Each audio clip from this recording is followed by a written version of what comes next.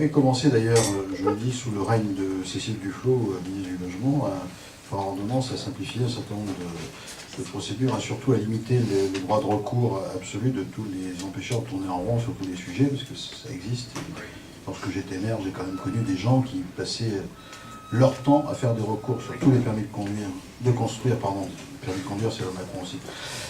On peut en parler si vous voulez, mais les autotéos vont arriver. Donc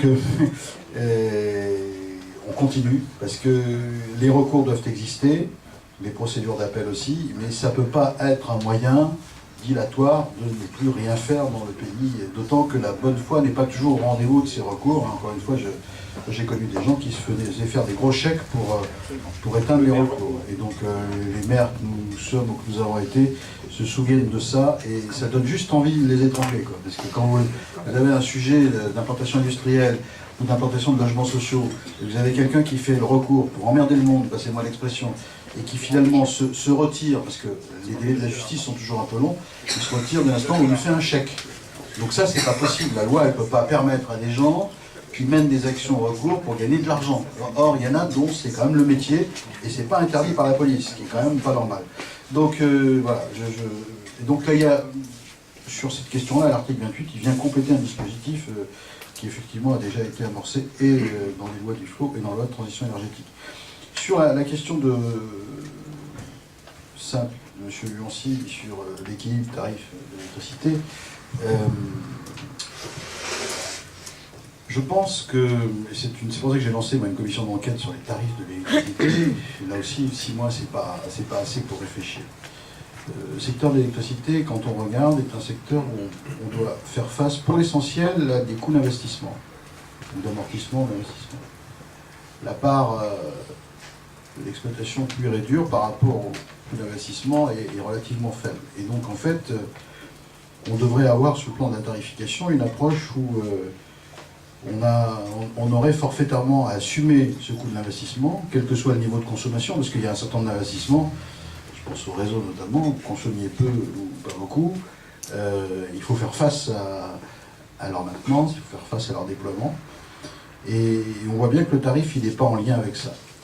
Après, on a ce phénomène que j'évoquais tout à l'heure, où effectivement, en matière de renouvelables, plus le prix du marché baisse, plus le surcoût à financer est important, parce qu'il y a une espèce d'effet de l'abondance de renouvelables fatale sur un prix du marché qui s'écroule, et une CSPE qui vient servir d'amortisseur comme ça, un petit peu entre les deux.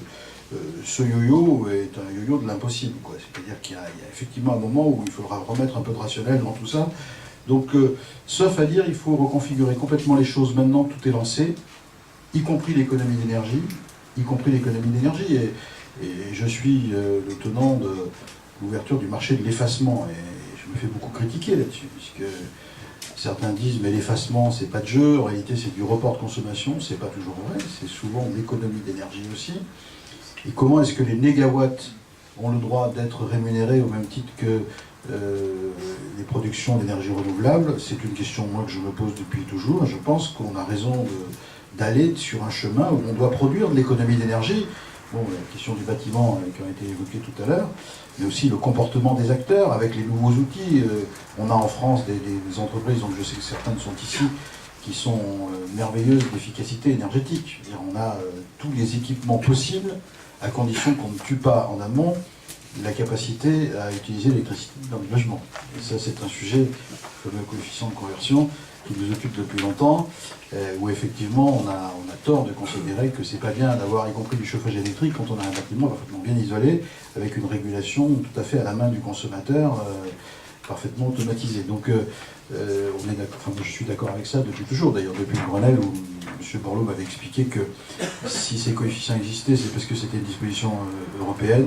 Il m'avait répondu ça au banc, j'ai vérifié après, c'était un arrangement national dont on se serait bien passé, parce que quand vous mettez ça dans la loi, dans ce détail-là, pour y revenir justement, c'est quand même très compliqué, sauf à être accusé de vouloir favoriser le nucléaire par rapport à d'autres modes de production, ce qui n'est pas le vrai débat en fait.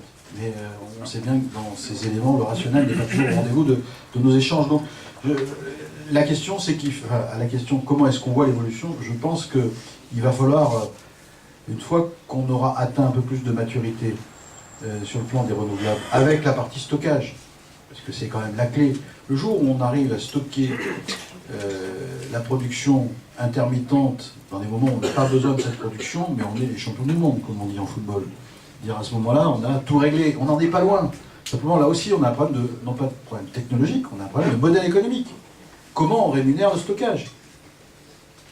Et ce sujet, il est encore devant nous. Donc, il va falloir rémunération de l'effacement, rémunération du stockage, rémunération ou pas de l'autoconsommation, ce qui est aussi une piste qu'il faut creuser, et pas seulement dans les territoires à énergie positive. C'est des éléments, ce sont des briques qui viennent se rajouter à ce qu'on connaît déjà sur la montée en puissance des renouvelables, sur l'arène nucléaire historique, sur l'hydraulique au fil de l'eau. On a tous ces éléments qui s'agrègent les uns aux autres et qui bousculent complètement les repères que nous avions jusqu'à présent. Et donc on est dans une phase là de transition. Il faudra absolument, je pense, dans un an ou deux, remettre à plat tout ça, enfin à plat, pas faire peur aux gens qui ont investi, parce qu'évidemment les places acquises, se concilier des contrats pour 20 ans avec tarifs garantis, tout ça, personne n'arrivera à leur enlever ça. Donc vous avez encore 2 jours devant vous jusqu'à l'extinction des contrats. C'est la règle, on est dans un pays de droit quand même, hein, en principe. Et donc, par contre, on voit bien que ça ne peut pas durer autant que les impôts, cette affaire-là.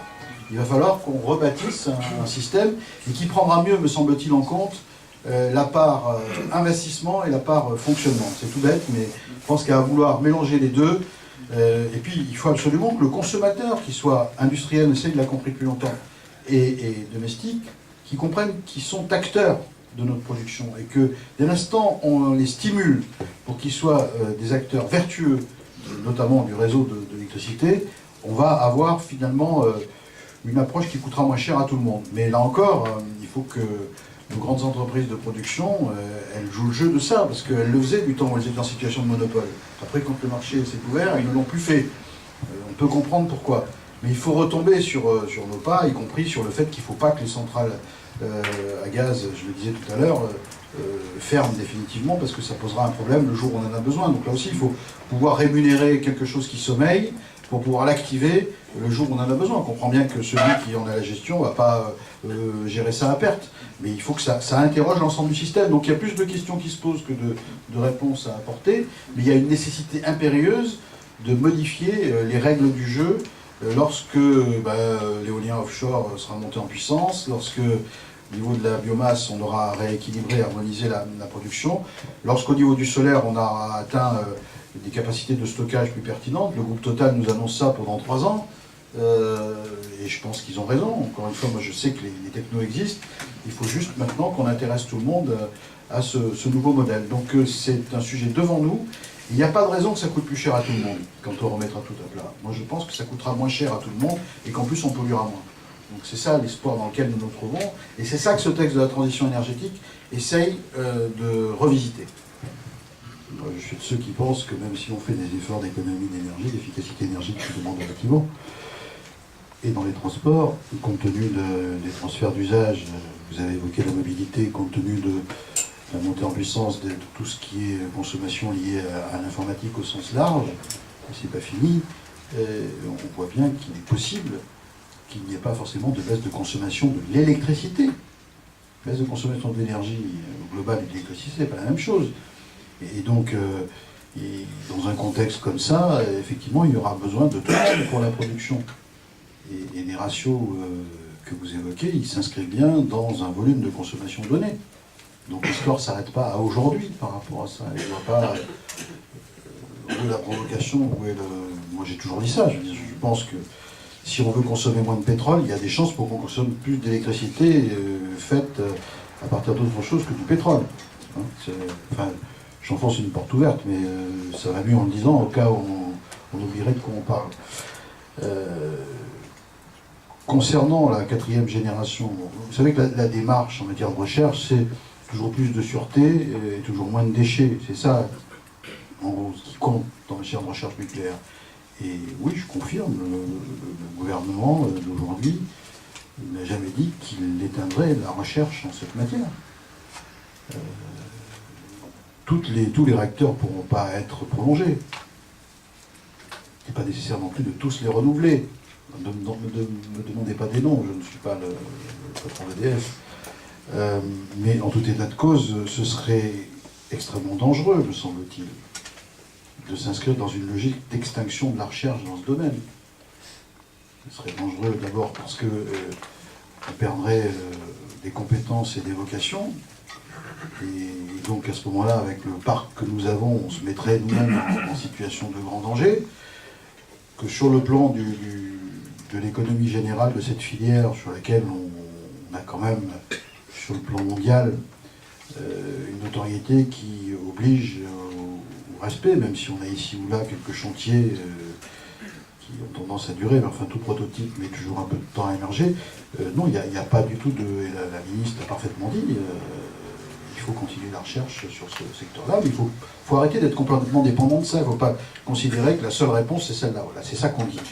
Et c'est ça qui est nouveau dans le dispositif. Voilà. Après, sur la quatrième génération, il doit y avoir 5 ou 6 technologies. En France, on n'est pas sur 5 ou 6 technologies. On est sur une. Ça mériterait peut-être qu'on élargisse le champ de la réflexion. De ce point de vue-là, il y a ce qui est fait au CEA et qui est plutôt bien fait.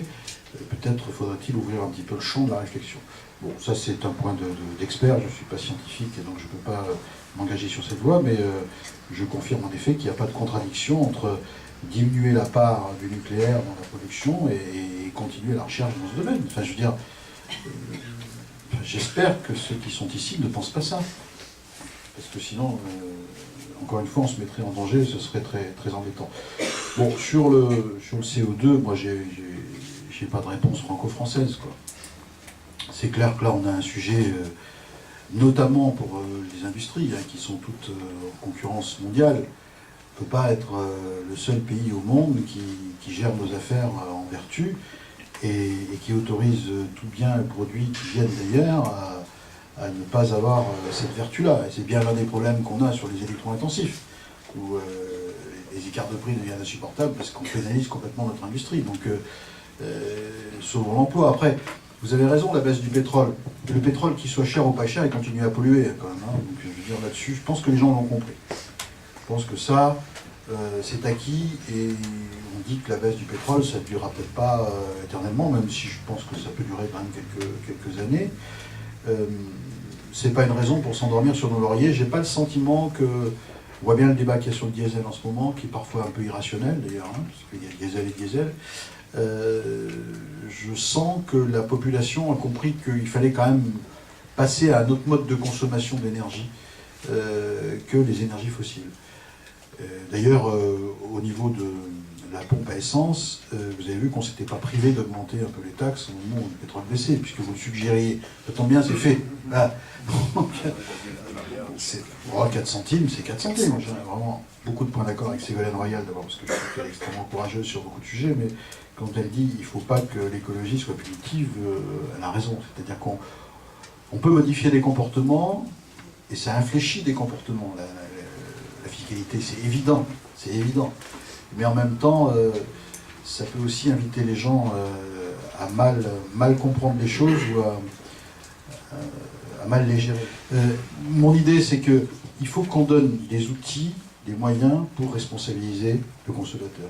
Et par exemple, dans la loi de transition, j'ai fait en sorte qu'on puisse avoir un compteur déporté en euros, notamment chez les consommateurs qui bénéficient des tarifs sociaux, pour qu'ils soient les premiers responsabilisés dans leur consommation, non pas avec une lecture en volume d'énergie, mais en capacité de financement jusqu'à la fin du mois par rapport à l'argent qu'ils ont dans leur bourse.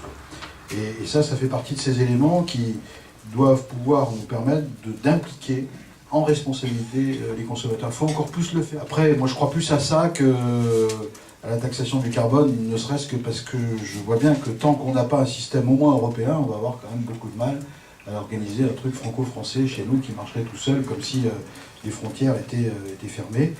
Alors je sais bien qu'on dit, mais de toute façon, il n'y aura qu'à faire des chèques énergie à tout le monde derrière pour compenser. Je connais la thèse. Je fais partie de ceux qui pensent que la responsabilisation, elle passe pas par la capacité qu'on a à recevoir un chèque de compensation.